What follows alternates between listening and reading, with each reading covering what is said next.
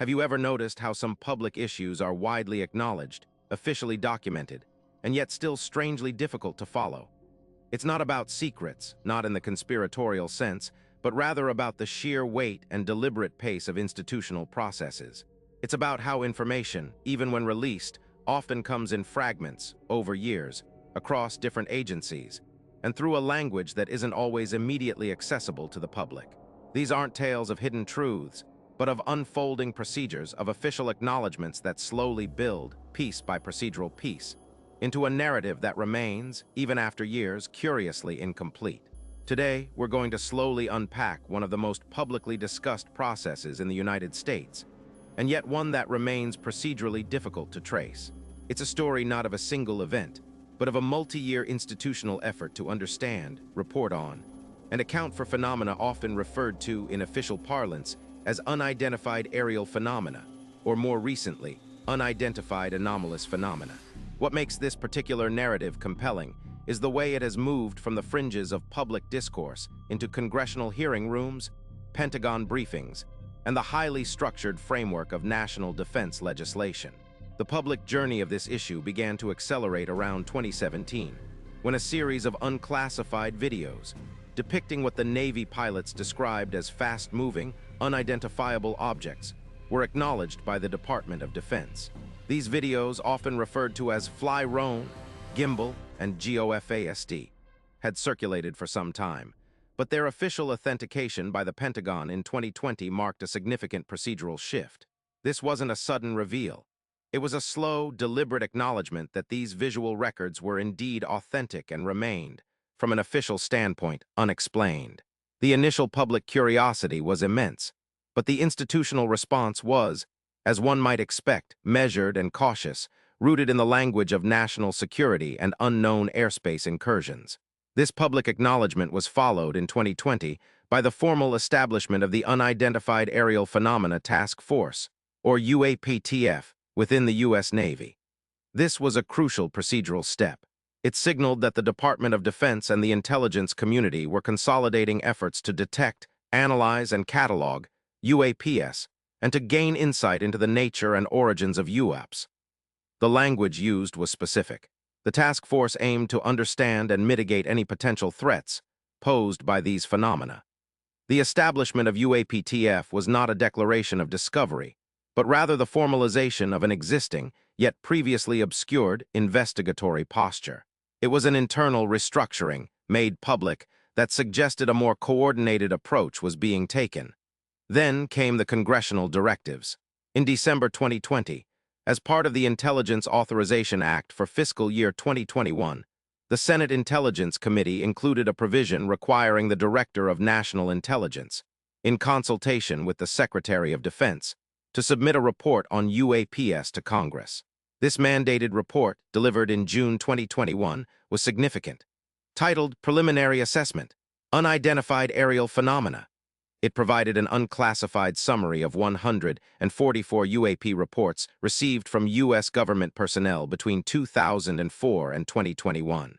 Of these, only one could be identified with high confidence as a deflated balloon.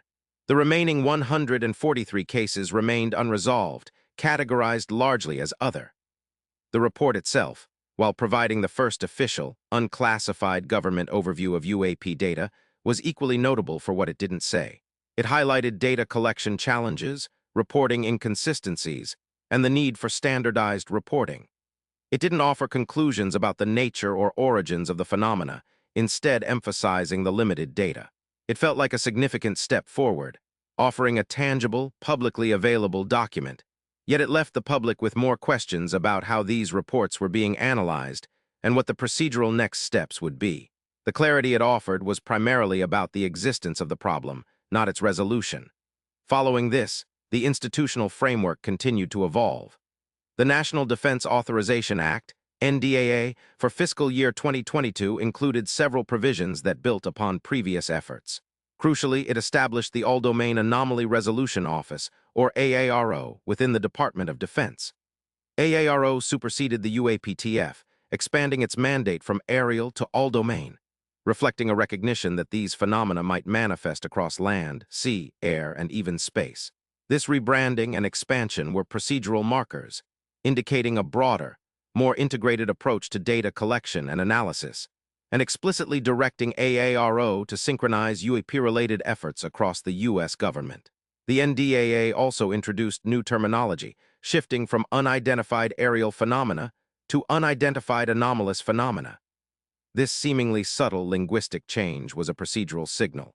It broadened the scope, moving beyond just airborne observations to encompass any anomalous object or event not readily identifiable by conventional sensors. The law also specified protections for whistleblowers and mandated periodic briefings to Congress. These were not just policy statements. They were legal requirements, creating an enduring framework for future interactions between the executive and legislative branches on this issue. In December 2022, AARO released its first annual report, which built upon the 2021 ODNI assessment. It reiterated many of the same procedural challenges: a lack of standardized reporting, issues with sensor calibration, and the need for more robust data collection. It acknowledged hundreds of new reports, yet again, provided little in the way of definitive explanations. Each public document, each congressional hearing, each official statement, while providing glimpses into the government's efforts, simultaneously underscored the vastness of the unresolved procedural landscape.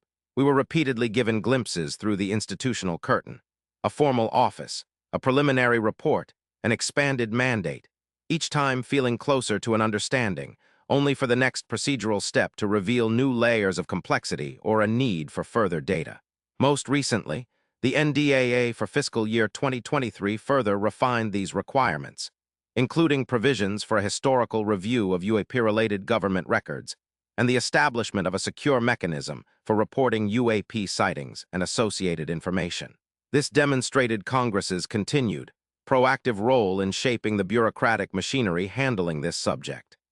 These legislative directives are the blueprints of institutional action, guiding how agencies are expected to proceed, what they are mandated to report, and to whom they are accountable. Yet the very act of mandating more data, more reports, and more historical review suggests that the core procedural understanding remains elusive, despite years of official engagement.